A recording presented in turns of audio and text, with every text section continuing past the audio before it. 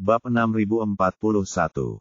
Saat sinar matahari keemasan mekar dari cakrawala timur di pagi hari, pesawat Charlie mendarat di Bandara Aurus Hill menghadap matahari terbit. Saat ini, dia tidak mengetahui bahwa Steve Rothschild, yang berada jauh di Amerika, tidak sabar untuk mengunjunginya di China. Begitu pesawat mendarat, Charlie tidak sabar untuk menelepon Maria. Panggilan itu tersambung, dan suara lembut Maria terdengar. "Tuan, mengapa Anda menelepon saya sepagi ini?" Charlie tersenyum dan berkata, "Nona Lynn, saya baru saja mendarat di Aurus Hill. Saya ingin tahu apakah ini nyaman bagi Anda sekarang. Kalau begitu, aku akan datang ke Zijin untuk menemuimu di villa." Maria tersenyum tajam dan berkata, "Saya sudah menyiapkan beberapa minuman dan akan merebus air untuk membuat teh. Jika Tuan Muda tidak keberatan, kamu bisa ikut makan bersamaku." Charlie berkata sambil tersenyum, "Tunggu sebentar.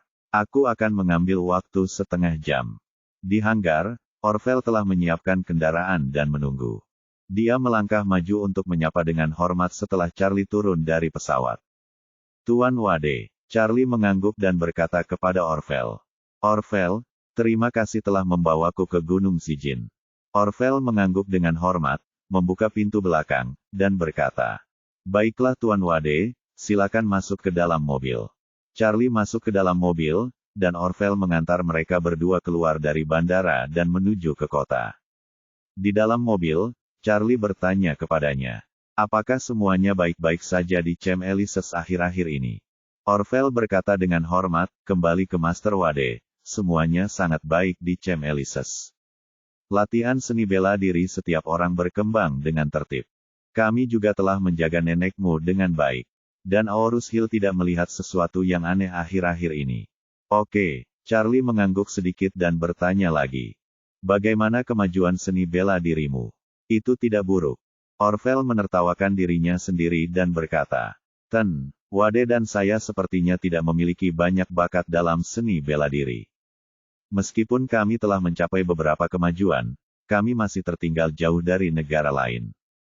Beberapa hari yang lalu, Anda meminta saya untuk mengambil alih pekerjaan Butler Tang. Dia belum bisa kembali selama periode ini. Diperkirakan dalam beberapa hari, saya akan mampu mengungguli dia dalam seni bela diri." Charlie tersenyum dan berkata, "Jangan terlalu tidak sabar dalam pelatihan seni bela diri. Banyak orang telah berlatih keras selama beberapa tahun sebelum benar-benar memasuki Tao. Anda baru saja memulai, jadi wajar jika kemajuan Anda menjadi lebih lambat." Orville berkata sambil tersenyum, "Tuan Wade, saya juga telah menemukan jawabannya. Saya sudah agak tua dan sudah terlambat untuk bergabung dengan profesi ini. Tidak realistis mengharapkan pencapaian yang terlalu tinggi. Bagaimanapun, sekarang kita memiliki kesempatan seperti itu, kita akan belajar dan berlatih bersamanya. Tentu saja semua orang akan senang jika kita bisa mempraktikkannya. Jika kami tidak bisa mempraktikkannya, kami akan menganggapnya sebagai penguatan tubuh kami." Charlie mengangguk dan berkata setuju. "Lebih baik jika Anda memiliki mentalitas seperti itu." Saat dia mengatakan ini, Charlie memikirkan sesuatu dan tiba-tiba bertanya kepadanya.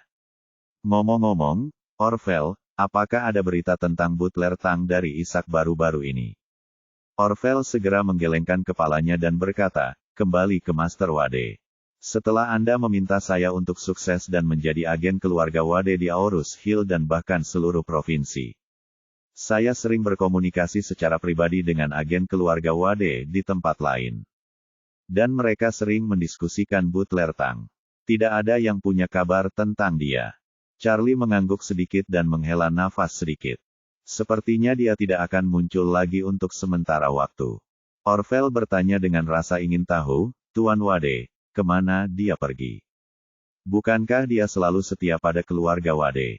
Kenapa dia tiba-tiba pergi tanpa pamit?"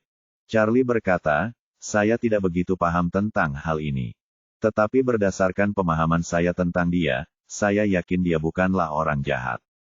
Apalagi orang yang tidak setia. Dia tidak akan menyakiti saya atau keluarga Wade. Pasti ada alasan kenapa dia tiba-tiba pergi tanpa pamit. Jika waktunya tepat di masa depan, kami mungkin masih menerima kabar darinya." Saat dia mengatakan itu, Pertanyaan itu muncul lagi di benak Charlie. Dulu, dia merasa Leon bekerja untuk ayahnya. Namun, Leon pergi tanpa pamit. Dan kemungkinan besar dia meninggalkan album fotonya. Ini mungkin berarti Leon memiliki loyalis lain di belakangnya. Terlebih lagi, dilihat dari kepribadian Leon, tingkah lakunya yang konsisten, dan petunjuk bahwa album foto yang ditinggalkannya membawa keberuntungan baginya. Dia dan orang yang dia setiai seharusnya tidak menjadi musuhnya. Bahkan mungkin pasukan sahabatnya sendiri. Namun, dia tidak bisa mengetahuinya. Karena dia adalah tentara yang bersahabat, mengapa dia harus bersembunyi di kegelapan? Bukankah lebih baik jika mereka semua bertatap muka? Ngobrol terus terang, dan lawan musuh bersama-bersama. Sejak dini hari, lalu lintas sangat lancar dan kendaraan melaju kencang. Setengah jam kemudian, kendaraan sampai di pintu masuk Villa Zijin. Melihat plakat besar di Purple Mountain Villa, Charlie menarik kembali pikirannya dan berkata kepada Orville. Oke Orville, aku akan keluar dari mobil di sini, silakan lakukan pekerjaanmu.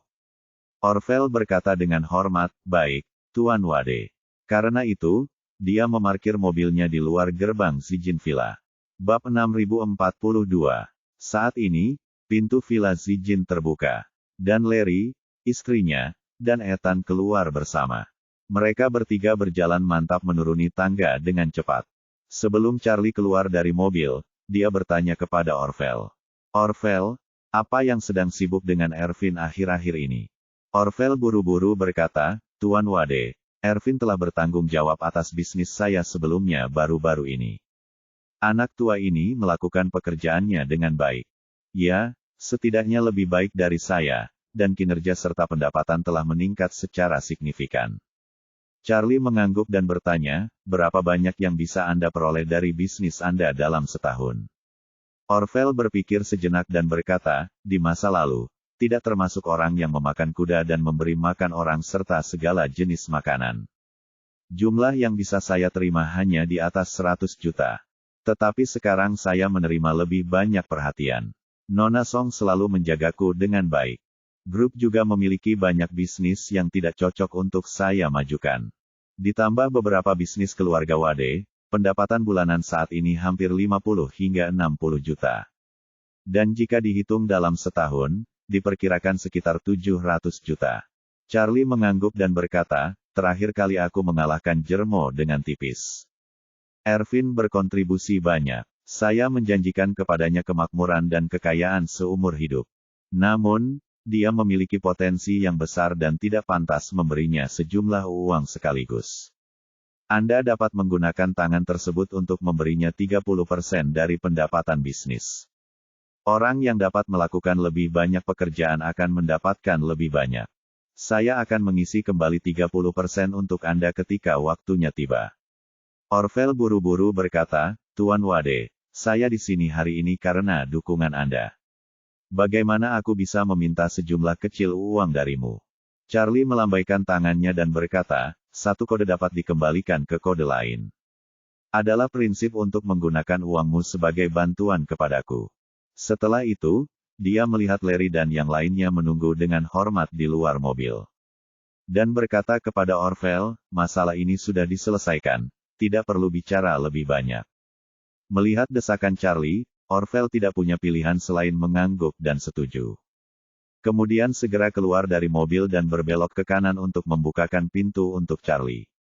Charlie keluar dari mobil, dan Larry serta 3 orang lainnya berkata dengan hormat. Halo, Tuan Wade. Charlie mengangguk sedikit dan berkata, aku di sini untuk menemuimu Nona. Ethan buru-buru berkata, Tuan Wade, Nona secara khusus memintaku datang ke sini untuk menjemputmu. Dia sudah menunggumu di halaman lantai paling atas.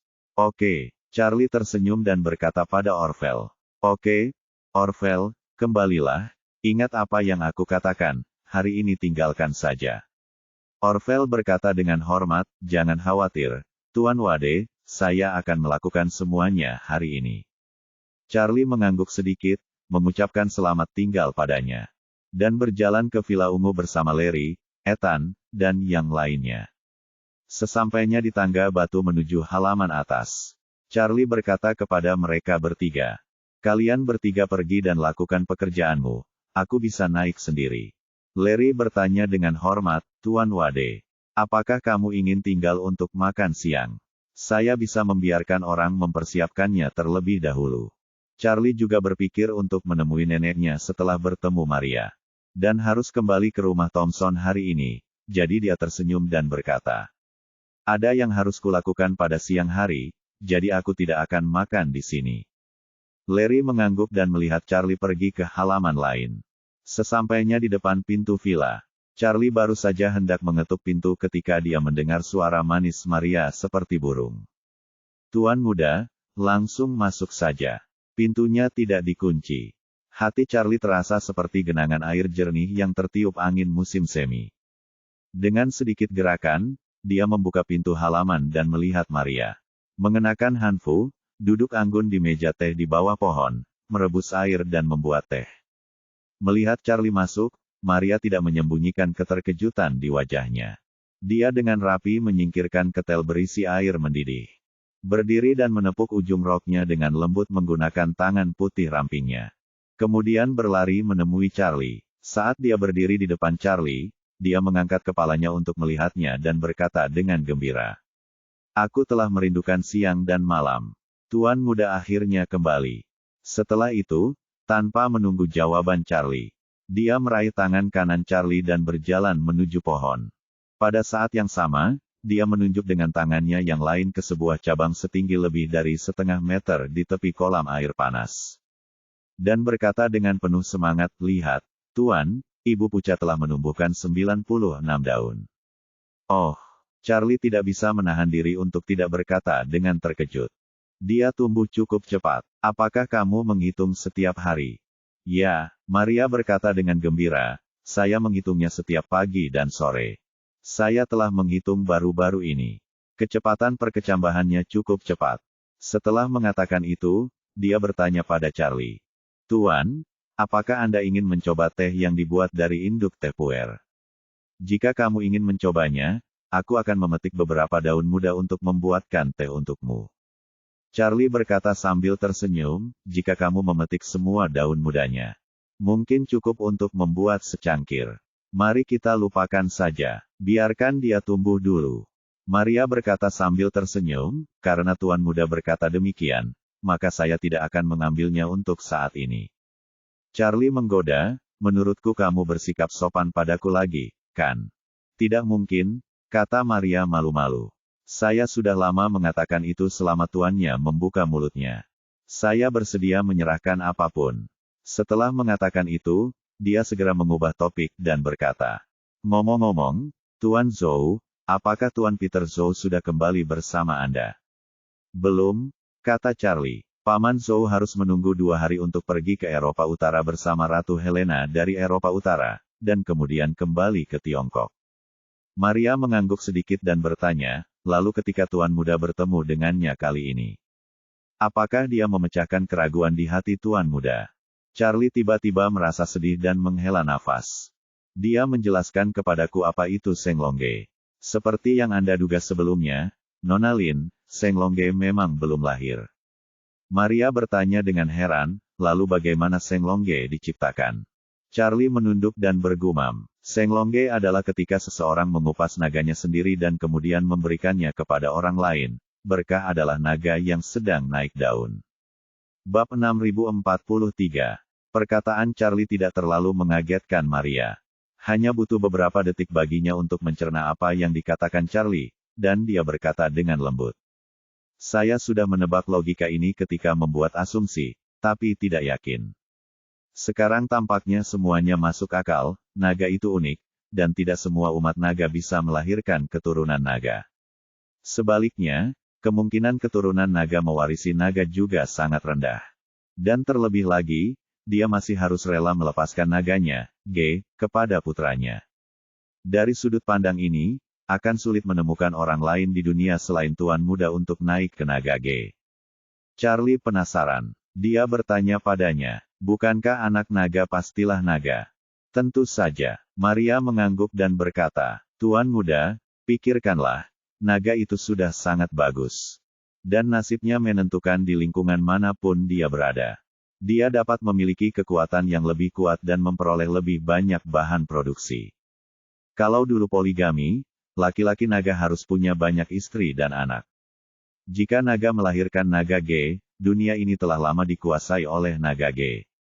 Setelah mengatakan itu, Maria menambahkan, sebenarnya, nasib seseorang, selain itu sebagiannya berasal dari nasib orang tuanya.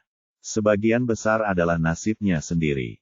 Karena kebetulan, ini seperti memilih angka secara acak dari 1 hingga 100.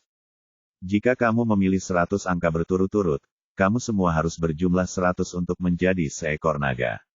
Anda tidak dapat memilih satu pun yang salah, dan kemungkinannya tentu saja sangat kecil. Jika ayahnya adalah seekor naga, tentu saja itu akan membantu sampai batas tertentu. Ini mungkin setara dengan tidak harus mengalami 100 angka 100 berturut-turut sebagai hal yang sulit. Tetapi setidaknya 80 kali berturut-turut masih sama sulitnya dengan mendaki ke langit. Apalagi di dunia ini, ada banyak hal yang ada pada waktu yang bersamaan. Bahkan mungkin tidak ada 5 orang yang terlahir sebagai naga. Peluang melahirkan naga di antara 5 orang ini hampir nol. Sepanjang 5.000 tahun sejarah Tiongkok, mungkin hanya ada satu anak laki-laki yang ayahnya adalah seekor naga dan putranya juga seekor naga. Setidaknya, saya telah hidup bertahun-tahun dan membaca buku-buku kuno yang tak terhitung jumlahnya. Tetapi mereka belum pernah mendengarnya. Charlie hanya bisa menghela nafas, saya tidak pernah memikirkan masalah ini. Dan mengira takdir itu diwariskan. Sepertinya saya bodoh. Maria tersenyum dan berkata, Tuan Muda, Anda tidak perlu meremehkan diri sendiri. Faktanya, kebanyakan orang tidak mengetahui nasibnya sampai mereka mati. Setelah mengatakan itu, Maria jadi bertanya-tanya. Saya telah hidup bertahun-tahun, dan mereka telah mempelajari rahasia Feng Shui dan 8 diagram kitab perubahan. Saya sudah lama belajar, tapi saya belum pernah mendengar bahwa nasib juga bisa dikupas. Dari mana ayahmu mempelajari teknik mengupas takdir? Charlie berkata, kemungkinan besar itu adalah, kata pengantar 9 kitab suci misterius yang mendalam. Saat dia berbicara, dia berkata dengan sedikit kebingungan. Paman Peter meninggalkan fotokopi, kata pengantar 9 kitab suci misterius yang mendalam. Salinannya ada di sini bersamaku, tapi aku belum menyesuaikan mentalitasku untuk mempelajarinya. Setelah mengatakan itu, Charlie mengeluarkan fotokopi, kata pengantar 9 kitab suci misterius yang mendalam, dari ranselnya.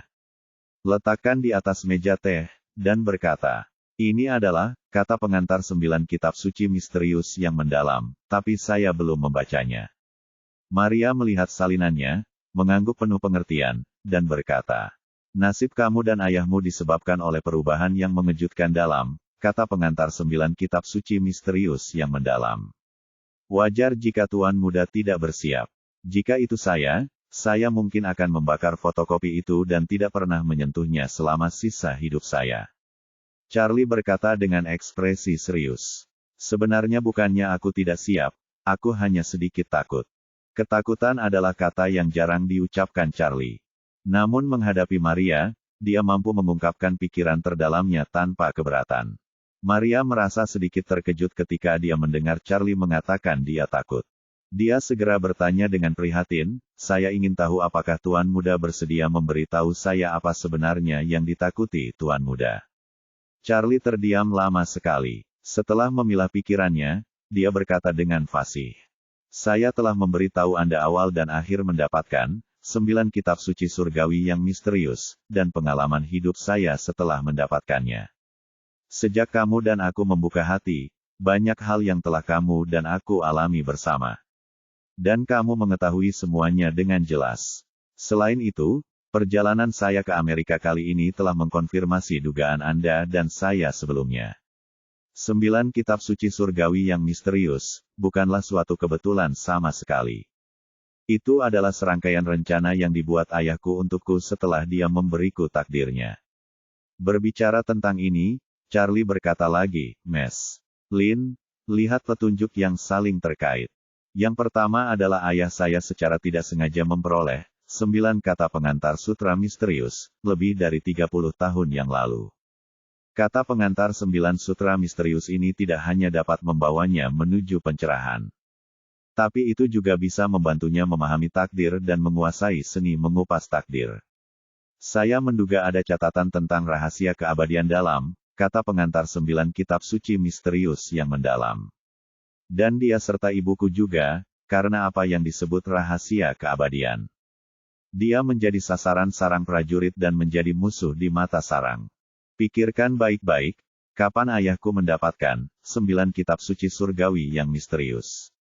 Apakah dia juga mendapatkannya dari rahasia keabadian? Yang lebih aneh lagi adalah, kata pengantar 9 kitab suci misterius, memungkinkan ayah saya menemukan 9 kitab suci surgawi yang misterius, dan menguasai seni pengupasan takdir. Namun, 9 kitab suci surgawi yang misterius, hanya dapat diakses oleh mereka yang telah naik ke tingkat naga. Dan pengalaman ayah saya selanjutnya secara bertahap memaksa dia untuk mengorbankan dirinya demi menyelamatkan putranya, mendorong dia untuk menghilangkan takdir saya. Pada saat yang sama, dia mengatur agar Paman Zhou mentransfer 9 kitab suci surgawi yang misterius, 20 tahun kemudian. Bawakan padaku dan biarkan aku mengambilnya. Apakah menurutmu ini akan menjadi serangkaian jebakan? Ekspresi Maria berkilat ngeri. Dia membuka matanya lebar-lebar dan berkata, "Tuan, apakah Anda mengatakan bahwa semua ini direncanakan oleh orang lain?" Baik, bab 6044. Charlie mengangguk dengan berat dan berkata, "Saya merasa bahwa, kata pengantar 9 kitab suci misterius yang mendalam, seperti kotak Pandora. Begitu orang yang memenuhi syarat membukanya, semuanya akan terpengaruh secara halus olehnya. Maka semuanya akan terpengaruh. Perkembangan dunia akan seperti kartu domino. Terus-menerus dipicu sesuai dengan arah yang telah ditentukan." Setelah mengatakan itu, Charlie menambahkan, ada kemungkinan bahwa, kata pengantar 9 kitab suci misterius, dan 9 kitab suci surgawi yang misterius, adalah domino yang diatur orang lain. Tidak bisa dipicu oleh orang biasa. Hanya ketika seseorang dengan Dragon Grid memicu 9 kata pengantar sutra misterius, semuanya akan berkembang mundur dengan cara yang logis. Maria mengerutkan kening dan bergumam, "Tuan muda, penulis kata pengantar 9 kitab suci misterius yang mendalam, dan kitab suci 9 misteri, seharusnya adalah Meng Changsheng. Tuanku, karena entah itu ayahku, Victoria, atau ayah tuan muda mengetahui adanya rahasia keabadian." Berbicara tentang ini, Maria melanjutkan, "Jika seperti dugaan tuan muda, tuan pertama-tama merilis 9 kata pengantar sutra misterius, dan kemudian memintanya untuk menunggu seseorang dengan gerbang naga. Dan kemudian biarkan orang yang memiliki gerbang naga menyadari tahu. Kemudian dia pergi ke rahasia keabadian untuk menemukan 9 kitab suci surgawi yang misterius, dan dikejar oleh Victoria pada saat yang sama. Akhirnya, karena situasi ini, dia menyerahkan nasibnya kepada putranya dan mencapai kenaikan ke bentuk naga untuk memicu 9 kitab suci surgawi yang misterius. Kalau begitu, rangkaian rencana ini terlalu rumit dan menyeluruh. Apa tujuannya? Mungkinkah dia hanya ingin seseorang dengan Seng Long Ge mewarisi keahlian uniknya? Tidak, Charlie menggelengkan kepalanya dan berkata, dalam 9 kitab suci surgawi yang misterius, ada banyak sekali jenis pengetahuan, tetapi hampir tidak ada metode nyata untuk mengembangkan Taoisme. Meskipun saya telah tercerahkan begitu lama, saya tidak memiliki seperangkat metode Taoisme yang sejati sama sekali. Meng Changsheng harus memiliki metode mental yang mendalam karena dia bisa hidup selama 1000 tahun. Tapi dia tidak meninggalkannya di 9 kitab suci surgawi yang misterius. Maria mengerutkan kening dan berkata, "Itu lebih aneh lagi. Apa tujuan guru menghabiskan begitu banyak usaha? Dia meninggal lebih dari 300 tahun yang lalu. Jika dia benar-benar melakukan semua ini dengan sengaja, dia pasti sudah mulai merencanakannya setidaknya 3 hingga 400 tahun yang lalu. Dia sudah tidak ada lagi di sini. Rencana jangka panjang seperti itu bukan untuk mewariskan pengetahuan uniknya. Apalagi maksudnya?" Charlie menggelengkan kepalanya, "Saya juga tidak tahu." Maria memikirkan sesuatu dan berkata, "Saat itu di Gunung Siwanda, biksu yang menghentikanku pasti mengetahui sesuatu. Kalau tidak, Mengapa dia harus menunggu Tuan Muda dan saya di sana terlebih dahulu? Dan bahkan memberitahuku bahwa jalan di depan sangat berbahaya. Dan memintaku untuk membujuk Tuan Muda agar tidak pergi ke Gunung Siwanda. Jika aku bisa menemukannya, aku pasti mendapatkan sesuatu. Charlie menghela nafas, bukannya aku tidak ingin menemukannya. Tetapi dia tidak tinggal pada hari itu. Saya ingin menemukan petunjuk yang berguna untuknya, tetapi saya khawatir ini akan lebih sulit daripada upaya Victoria untuk menemukan saya.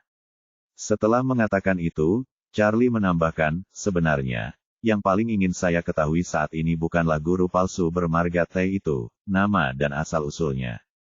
Yang ingin saya pahami adalah mengapa dia meminta Anda membujuk saya untuk kembali hari itu. Maria menggigit bibirnya dan berkata dengan ekspresi malu.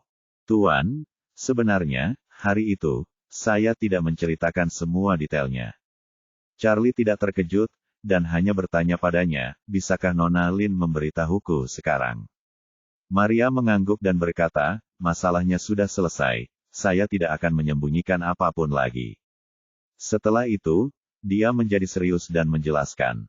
Pada hari itu, biksu palsu itu mengetahui semua detail tentang saya. Dan juga mengetahui detail tentang Tuan Muda dan Victoria. Dia tahu bahwa saya telah hidup lebih dari 300 tahun. Dan dia juga tahu bahwa Victoria telah hidup selama hampir 400 tahun dan mengetahui tentang Warriors dan dia sangat kuat, tetapi dia mengatakan pada saat itu bahwa bahaya sebenarnya di depan sebenarnya adalah orang lain. Dia mengatakan bahwa dibandingkan dengan orang itu, Victoria hanyalah seorang badut yang telah hidup selama 3 hingga 400 tahun. Orang itu, Charlie segera berseru, siapa itu? Maria menggelengkan kepalanya, dia tidak mengatakannya dengan jelas, karena maksudnya jika dia berbicara terlalu banyak, itu mungkin mempengaruhi penilaian Tuan Muda. Seandainya Tuan Muda mengira dia hanya mencoba membuat hal-hal menjadi misterius. Dan Anda ingin mengetahuinya, situasinya mungkin tidak dapat diubah. Charlie bergumam, bahkan Victoria hanyalah badut di depan orang itu. Jadi, bukankah kekuatan orang ini luar biasa? Pada titik ini, Charlie tanpa sadar bertanya. Mungkinkah orang yang dia bicarakan adalah Meng Changsheng? Maria berkata, awalnya saya juga curiga, tapi ini tidak masuk akal. Setelah itu, Maria berkata lagi, menurut pernyataan ayahku, tuan tua itu mencapai akhir hidupnya lebih dari 300 tahun yang lalu dan telah meninggal dunia sejak lama. Tidak mungkin dia masih hidup.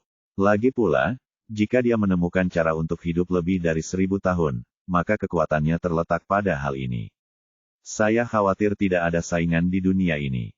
Victoria telah mampu mendominasi dunia selama 300 tahun. Tidak ada alasan baginya untuk menyembunyikan dirinya sepenuhnya dan bersembunyi di Gunung Siwan selama lebih dari 300 tahun. Charlie mengerutkan kening dan berkata dengan suara yang dalam, kamu juga benar. Alasannya, saya benar-benar belum mengetahui beberapa hal, tetapi saya selalu merasa bahwa semua ini seharusnya menjadi niat Meng Changsheng. Pembunuhan ayahku dan situasiku saat ini mungkin disebabkan oleh perhitungannya lebih dari 300 tahun yang lalu. Maria memikirkan sesuatu dan berkata, jika semua ini adalah rencana guru.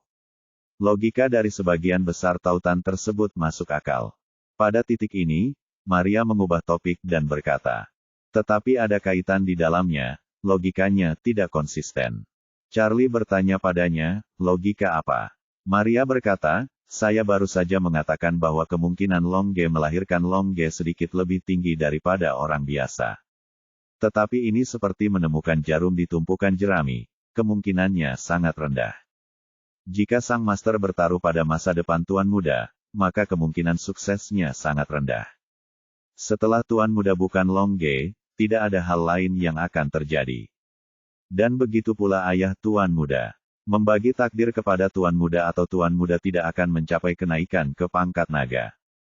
Dan tentu saja itu tidak akan memicu 9 kitab suci surgawi yang misterius. Belum ada seorang pun yang pernah mencoba perhitungan yang tak terhitung jumlahnya, namun menemukan kaitan paling penting pada kemungkinan yang bahkan kurang dari 1 dalam 1 miliar. Charlie mengangguk, ini sungguh membingungkan. Pada saat ini, Maria melihat ke kata pengantar 9 kitab suci misterius yang mendalam di atas meja teh. Dan bertanya dengan ragu-ragu, Tuan Muda, menurut Anda apakah ada metode yang disebutkan dalam kata pengantar 9 kitab suci misterius yang mendalam, yang dapat membuat ayah Longge pasti melahirkan putra naga? Jika demikian, maka tidak ada keraguan bahwa semua ini pasti dilakukan oleh guru. Bab 6045. Kesimpulan Maria tiba-tiba membuat Charlie tercerahkan. Dia sedikit bersemangat dan gugup pada saat yang sama dan berkata, Nona Lin benar, jika ini adalah game yang dibuat lebih dari 300 tahun yang lalu. Orang-orang yang menyusunnya tidak akan pernah membiarkan hubungan apapun melampaui kendali mereka. Jika semua ini benar-benar yang dilakukan Meng Changsheng. Kalau begitu, pasti ada cara dalam, kata pengantar 9 misteri kitab suci, agar aku bisa memiliki Dragon Grid seperti ayahku. Setelah mengatakan itu, dia melihat fotokopi, kata pengantar 9 misteri kitab suci, lagi dan berbicara dan berkata, Miss Lin, jika mau, sebaiknya kau dan aku mempelajari buku ini bersama-sama. Maria mengangguk tanpa ragu, segera berdiri, dan berkata kepada Charlie. Tuan Muda, bantu saya membawakan teh. Ayo pindahkan meja kembali ke ruang utama, masuk dan berdiskusi. Charlie sama sekali tidak ragu-ragu, ia segera memindahkan meja teh dan memasuki ruang utama halaman lantai atas bersama Maria, yaitu ruang tamu. Ada meja buku panjang yang ditempatkan di ruang utama. Ini disiapkan khusus oleh Maria ketika dia sedang melukis gulungan pemandangan. Telah ditinggalkan di sini sejak saat itu dan tidak dipindahkan. Keduanya datang ke meja buku. Maria terus membuatkan teh untuk Charlie, sementara Charlie membongkar jilid, kata pengantar 9 kitab suci misterius, versi fotokopi. Dan meletakkannya di meja buku satu persatu secara berurutan. Kata pengantar kitab suci 9 misteri, mengandung banyak konten. Versi fotokopi dicetak pada satu sisi. Dengan total lebih dari 400 halaman, setiap halaman diisi dengan teks yang padat. Pada awal buku ini, pengertian dan ciri-ciri jalan pengembangan spiritual diperkenalkan dengan sangat rinci. Setelah menutup kata sambutan, ada metode penanaman spiritual yang disebut 9 keputusan hati yang misterius. Metode spiritual ini sangat rinci dan memakan setidaknya setengah dari keseluruhan buku. Charlie secara kasar membahas isi metode mental. Ini memang merupakan serangkaian metode pelatihan mental yang sangat rinci dari yang dangkal hingga yang mendalam. Bahkan ada bagian cara membuka istana Niwan. Charlie sangat senang saat pertama kali membacanya, tapi segera merasa tidak nyaman. Jadi dia menunda sementara bagian ini dan segera menelusuri konten lainnya. Setelah 9 hati misterius, ada autobiografi yang ditulis oleh Meng Changsheng dalam bahasa Tiongkok klasik. Yang secara kasar memperkenalkan kehidupannya dan niat sebenarnya menulis buku ini. Dalam uraiannya, alasan mengapa dia menulis kata pengantar 9 misteri kitab suci, dan menggunakan metode khusus untuk menyebarkannya ke seluruh dunia adalah untuk menemukan penerus yang dapat mewarisi jabatannya. Dia tidak segan-segan mengatakan dengan jelas bahwa hanya orang-orang dengan Longge yang memenuhi syarat untuk mendapatkan kata pengantar 9 misteri kitab suci. Namun ia juga membuang konsep naik ke Longge di babak kedua. Menurutnya, Longge meski sudah bisa mewarisi warisannya. Jika dia ingin mengubah takdirnya dalam arti sebenarnya, dia hanya dapat memiliki kesempatan dengan naik ke level naga. Jika tidak, sekeras apapun dia bekerja, dia tidak akan bisa lolos dari bencana pada akhirnya. Selanjutnya ada pengenalan tentang takdir. Longge dan Seng Longge semuanya disebutkan di sini. Selain itu, buku ini juga dengan jelas memperkenalkan keseluruhan kisah pendakian ke Longge. Menyatakan bahwa naik ke Longge mengharuskan ayah dan anak mengorbankan diri dan meraih kesuksesan satu sama lain. Ini juga memberikan metode bagaimana mengupas Longge. Charlie dan Maria melihat ke belakang lagi. Bagian selanjutnya diberi judul, Seni Membagi Naga. Keduanya mempelajari isinya bersama-sama dan keduanya tercengang. Charlie melihat salah satu baris itu dan bergumam. Satu naga terbagi menjadi 2 naga, dan 2 naga berubah menjadi naga lagi. Jika 2 naga berubah menjadi naga, maka seni membagi naga menjadi. Ini untuk membuat putranya juga menjadi naga dengan metode Longge. Setelah membaca ini, Maria tidak